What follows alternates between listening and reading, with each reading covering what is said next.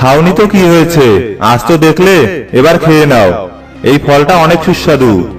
রাখালের কথা মতো পরি ফলটা খায়, আর সাথে সাথে পরি অজ্ঞান হয়ে ধপাস করে পড়ে যায়।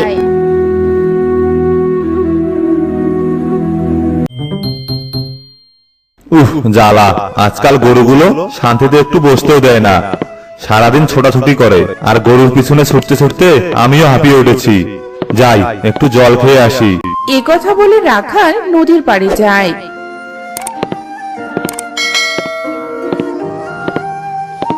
জল খাওয়া শেষে রাখাল যখন চলে যায়, তখন নদীর জল থেকে একটা স্বাভাবিক পরী ভেসে ওঠে। কি কাণ্ড! কি এত অসভ্য যে আমি স্নান করতে নেমেছি জেনেও এই ঘাটে এসেছিল। ধুর, কি সব বলছি! কে জানবে যে আমি এখানে স্নান করছি? আমি তো বেশ কিছুক্ষণ যাবৎ জলের নিচে সাঁতার কাটছিলাম আর মাছদের সাথে খেলছিলাম। যাকগে, অযথা বকবক না করে স্নানটা শেষ করে নেই। আর রাখাল ফিরে গিয়ে গাছতলায় বসে বাঁশি বাজাতে থাকে। আর পরীর কান অব্দি বাঁশির সুর ভেসে আসে। বাহ, এ তো ভীষণ মিষ্টি সুর। কিন্তু এই সুর কোথা থেকে ভেসে আসছে? কে এমন মোহনীয় সুরে বাঁশি বাজাচ্ছে? এই সুর যেন আমাকে টানছে। যাই, গিয়ে দেখি তো এই সুরটা কোথা থেকে আসছে। এসব কথা বলে পরী সুরের শব্দ অনুসরণ করে যেতে থাকে, আর দেখে যে রাখাল গাছতলায় বসে চোখ বুজে বাঁশি বাজাচ্ছে। তবে রাখালি এভাবে বাঁশি বাজাচ্ছে আর আমি মুগ্ধ হয়ে যাচ্ছি।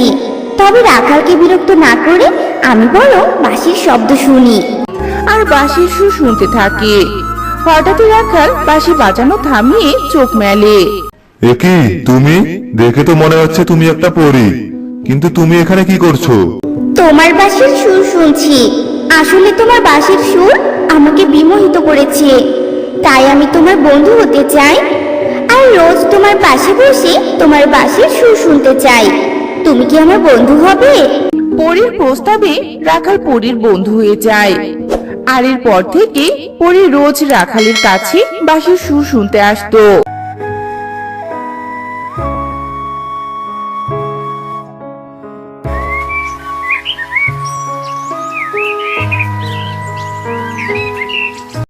আসলে পরী, তোমাকে একটা কথা বলার ছিল।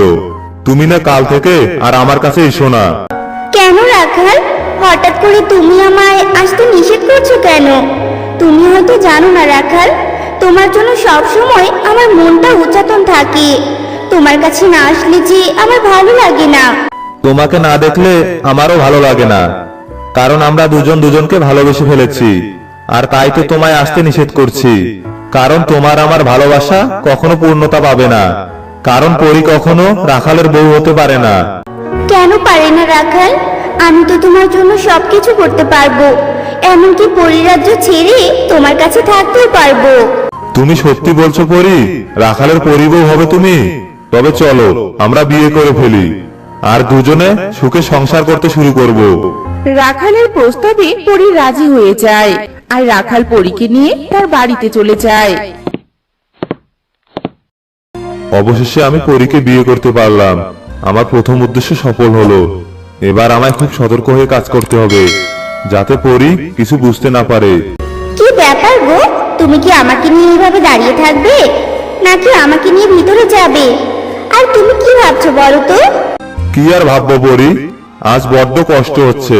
আমি তো অনাথ, কেউ নেই আমার, তোমাকে বরণ করে নেয়ার মানুষটাও নেই। আহা রাখাল, এভাবে মন খারাপ করো না। কেউ নেই তো কি হয়েছে? আর আমাকে বরণ করতেও হবে না, তুমি আমাকে ঘরে নিয়ে চলো তো। এরপর রাখাল পরীকে নিয়ে ঘরে যায়। আর এসব কাণ্ড পরিরাজ্য থেকে রানী পরী দেখতে পায়। পরী এটা কি করলো? রানীপরীর কন্যা হয়ে কিনা একজন সাধারণ রাখালকে বিয়ে করলো? পরীর এই সিদ্ধান্ত আমি মোটেও মেনে নিতে পারছি না। এই সিদ্ধান্ত পরীর জীবনে অমঙ্গল ডেকে আনতে পারে। এই নাও, এই নীল ফলটা আমি তোমার জন্য এনেছি। এ কি গো, এটা আবার কি ফল? এমন ফল তো আমি আগে কখনো দেখিনি আর খাইও নি। খাওনি তো কি হয়েছে, আজ তো দেখলে, এবার খেয়ে নাও। এই ফলটা অনেক সুস্বাদু।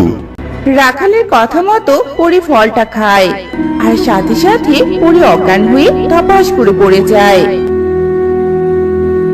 যাক, কাজ হয়েছে। বিষাক্ত ফলের শক্তি পরীকে দুর্বল করতে পেরেছে।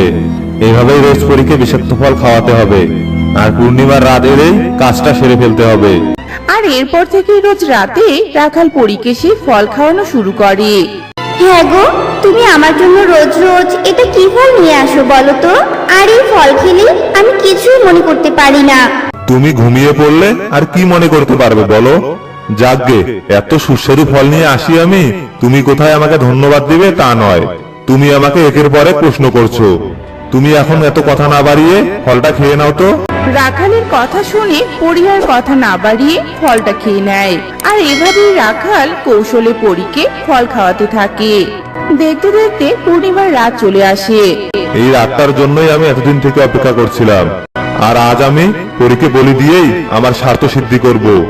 আর এই স্বার্থের জন্যই তো আমি এতদিন ধরে এত নাটক করেছি। কি ব্যাপার গো, তুমি এখানে একা একা দাঁড়িয়ে কি করছো? আর তুমি একা চাঁদ দেখছো? আমাকে তো ডাকতে পারতে। কই, আমাকে তো ডাকলে না। তোমাকে তো ডাকতেই চেয়েছিলাম, তো তুমি যখন এলে তবে এই নাও, তোমার জন্য আমি ফল নিয়ে এসেছি, এই ফলটা খেয়ে নাও। আহা রাখাল, এই ফল খেলে তো আমি আবার ঘুমিয়ে পড়বো, কোনো হুঁশ থাকবে না।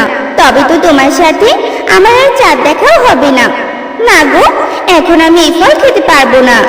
আহ পরি, এত জেদ করছো কেন? খাও, কিচ্ছু হবে না তোমার। তাছাড়াও আর কখনোই আমি তোমায় এই ফল খেতে বলবো না। আজই শেষ তোমার এই ফল খাওয়া। খাও তো, আর কথা বাড়িও না। এভাবেই রাখাল জোর করে পরীকে ফল খাওয়ায়। আর পরি সেখানেই ফল খেয়ে অজ্ঞান হয়ে পড়ে যায়। আর রাখাল সাথে সাথে তান্ত্রিক রূপে ফিরে আসে। এই সময়টার জন্য কত সাধনা করেছি, রাখাল সেজেছি, পরীকে প্রেমের ফাঁদে ফেলে বিয়ে করেছি, পরীকে ভুল বুঝিয়ে রোজ বিষাক্ত ফল খাইয়েছি। অবশেষে আজ আমি পরীকে বলি দিব, আর পরীর মুন্ডু দিয়ে তন্ত্র সাধনা করব। শয়তান তান্ত্রিক, তোর এত সাহস হয়েছে? তুই আমার কন্যাকে হত্যা করার জন্য এমন নোংরা পরিকল্পনা করেছিলি? তবে তোকে এবার আমি কঠিন শাস্তি দিব। কল্পনা করেছিলি? তবে তোকে এবার আমি কঠিন শাস্তি দিব। এ কথা বলে রানী পরি জাদু করে।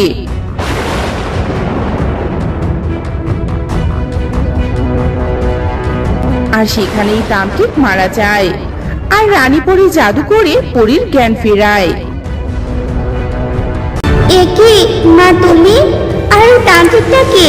তুমি তান্ত্রিককে হত্যাই বা করেছো কেন? এটাই তোর রাখাল, যার উপর তোর অন্ধ বিশ্বাস ছিল। শোন তবে সবটা বলছি আমি তোকে।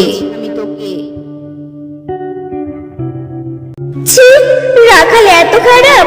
রাখাল এভাবে আমার ভালোবাসা নিয়ে ছিনিমিনি খেলেছে? এবার তো বুঝলি, আসলে কারো সম্পর্কে না জেনে বিশ্বাস করা বা ভালোবাসা উচিত নয়। এবার তো জানলি, এবার তবে ফিরে চল পরিরাজ্যে। এসব বলে রানী পরি পরীকে নিয়ে চলে যায়।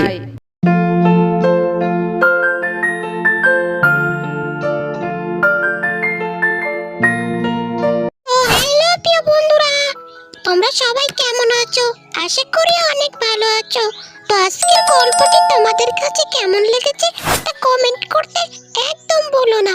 আর এরকম তুমি যদি নিত্য নতুন মজার কার্টুন গল্প দেখতে চাও তাহলে প্লিজ আমাদের চ্যানেলটি সাবস্ক্রাইব করে দাও এক্ষুনি। আর ভিডিওটি ভালো লাগলে একটি লাইক দাও।